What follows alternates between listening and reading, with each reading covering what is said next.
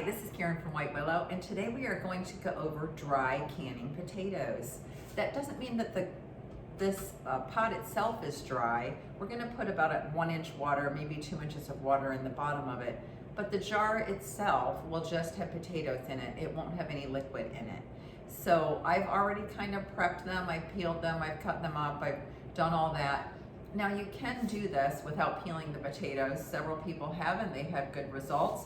I just went ahead and peeled mine just because this is the first time I'm dry canning and I wanted it to be perfect. So let's do this together. So I have these right now in this 5-gallon bucket and they are in water. So I'm going to bring in a little closer. And I'm going to drain this. And then we're going to lay these out on the counter for 1 hour. So I am hoping to get about 14 quarts, at least 12 quarts out of this. They have been, I cut these up yesterday morning and peeled them and all and put them in the bucket of water, 5-gallon bucket of water. I rinse them good. I let them set for an hour or two. I drain it. I put more cold water in the potatoes. And I do that several times. And then I let them set overnight in the bucket in the water. And it was pretty clear by that time. When I dumped it out this morning or just now, it didn't have a lot of cloudiness to it. So that means most of the starch is out of the potatoes. So we're just gonna let them sit here on the counter for about an hour. That's my dog. And flapping his ears. And then we're gonna let them dry out a little bit more. I'm gonna kind of sop the water up that's underneath them right now and then just let them sit here for an hour to just get them a little bit drier, and then we're going to show you the mixture that we put in it before we put them in the jars. This is such an easy recipe and you're going to absolutely love that you can come home and open a jar to already cooked potatoes, and you can just either fry them or you can put them in the oven and you can roast them. They're just a super great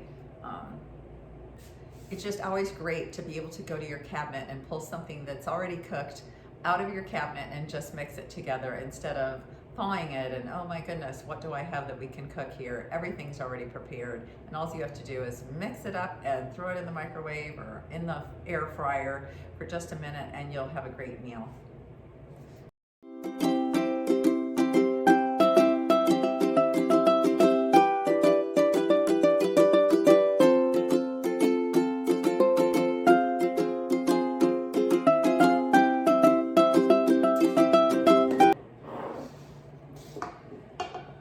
So you just want to add the seasoning of your choice. I added garlic, red pepper, and salt. I didn't need a lot of salt. I did the salted butter. So this is just, you know, you can always add it later. So I don't like to go too heavy on the salt. I don't cook with a lot of salt, so things get over salty to me really easy. You're just going to use your canning funnel to go ahead and put all these potatoes in here and shake them down. So we did really good with the 7 quarts here. I don't think I'll have enough for a second batch of 7 quarts, but I definitely will have probably 3 quarts left to do. And I'll think of something that I can add into the canner with the potatoes. So when you get these all into a jar, you want to just take a cloth and just wipe the edges. Now I already wiped all these with a dry cloth because the dry cloth is going to get the butter off a little better.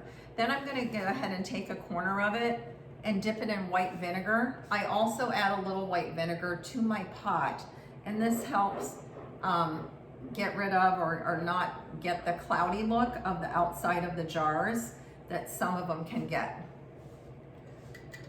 So I'm just going to go ahead and put these lids on. These are all ball lids. They are fingertip tight. They generally seal pretty well. I do have a brand I like. It's called PUR. I get them at Ace Hardware. You can't fingertip tight them as much as you can these ball jars. So if you're used to canning and having a particular tightness, don't get them because you'll end up wrenching all of your lids. They'll buckle. Okay, and that just, usually when it buckles, it means that you tighten it too much. So we're gonna go ahead and put these in the canner and then we're gonna see what happens next. I only have about 1 inch of water in the bottom of this. I do have my little tray so they don't clatter on the bottom of the pot. I'm gonna go ahead and put these in to the canner. They are ready to go, and we are ready to seal them up.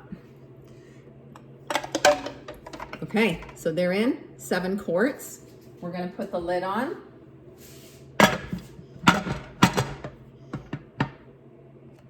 So we're gonna go ahead and put the lid on, and then we're gonna line it up.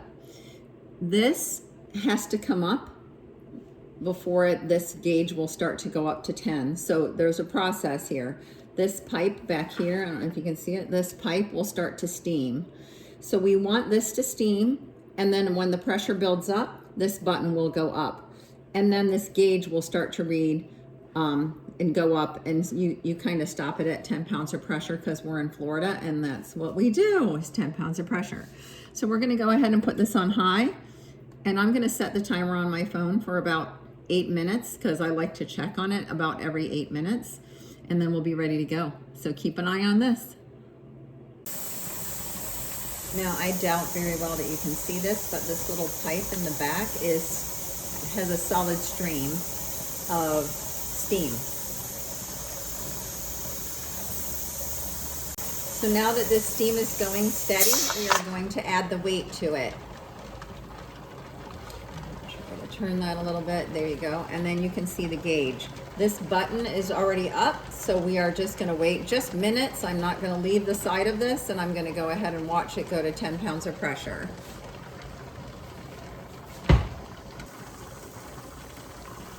We are really close to the 10 pounds of pressure, so we are just gonna wait and see when that gets there.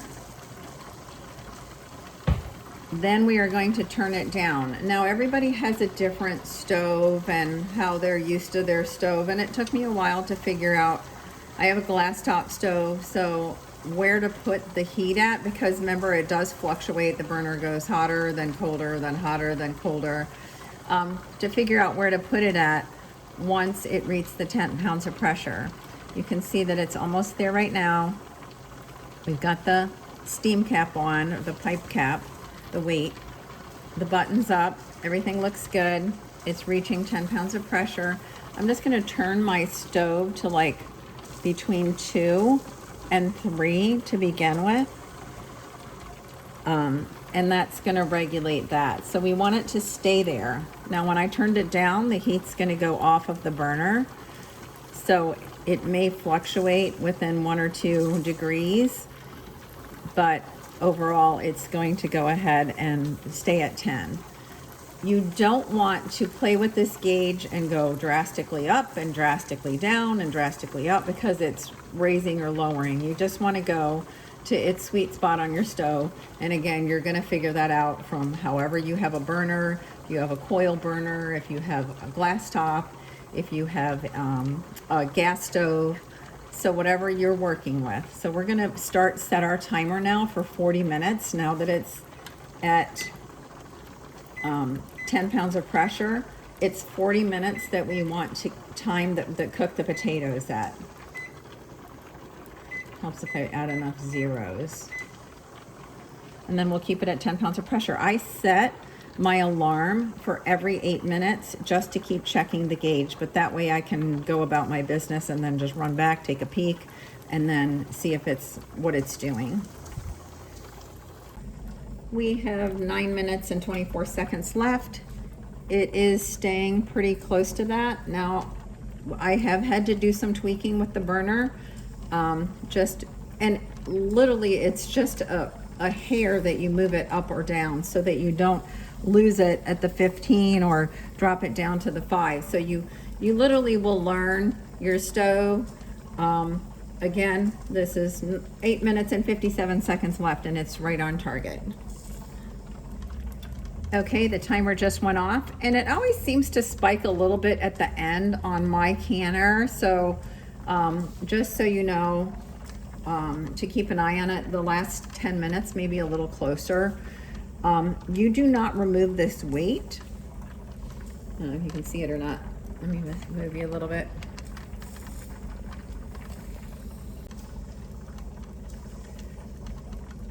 So now the timer has gone off, and we do not remove this weight until this button goes down. I turn the stove completely off so it'll start to settle down.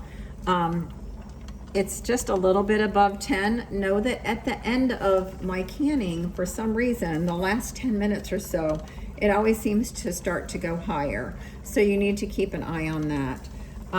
Again, we don't want this up when we take this off. So we're just gonna wait for this to cool. And it could take 30, 60 minutes before that cools down. And then you can remove the lid and take the jars out. So the button's down, and I'm gonna go ahead and take the weight off, and it's good. I don't know really how long it's been because I've been cleaning out kitchen drawers while I was doing this because they needed it. Organizing stuff. We're gonna go ahead and take this off.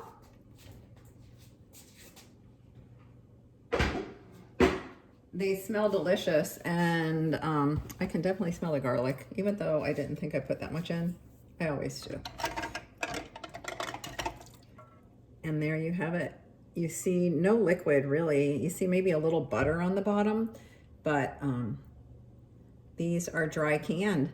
So there's just airspace in there. We're gonna go ahead and set this on the other side.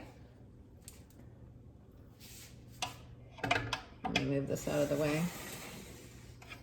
I'm gonna put them over here.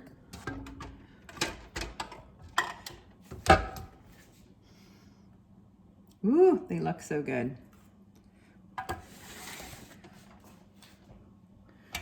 I'm really super excited about this, and I actually have, I am super, super excited about these. I have the 7 quarts now, 7 quart jars, and I actually have enough to do 3 more. So we have these great 7 quarts of dry canned potatoes. I'm super excited about it. They've already pinged, so that means they're sealed well. I am gonna put 3 quarts more into the canner. You want to make sure that you're letting the canner cool, or at least exchanging the water for cooler water, because again, you're gonna use a cold product in a cold can, and then you need to have the canner cool down. So you don't wanna just jump in and do the next one unless you heat up the jars first. And that's, you know, there's controversy on that, and sometimes I do and sometimes I don't, but most of the time I try to pay attention to cold, cold, hot, hot. The other thing is there's only gonna be 3 quarts in my next canner, so I don't want them to fall over. So I put 4 quart size jars full of water and put a lid on it, and I stick that in the replacement. It's kind of like a spacer.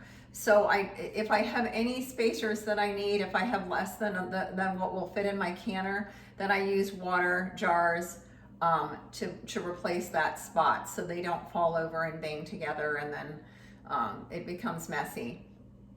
So this is great. Try this recipe for sure. It was super, super easy. The hardest part was preparing the potatoes, and again, you don't have to peel them if you don't want them peeled, and you will still have a great result. But this is fantastic for when you're on a weekend and you can just pop in some potatoes, throw them in a fry pan, or throw them in the oven with a little bit of parsley and butter, and just roast them real quick.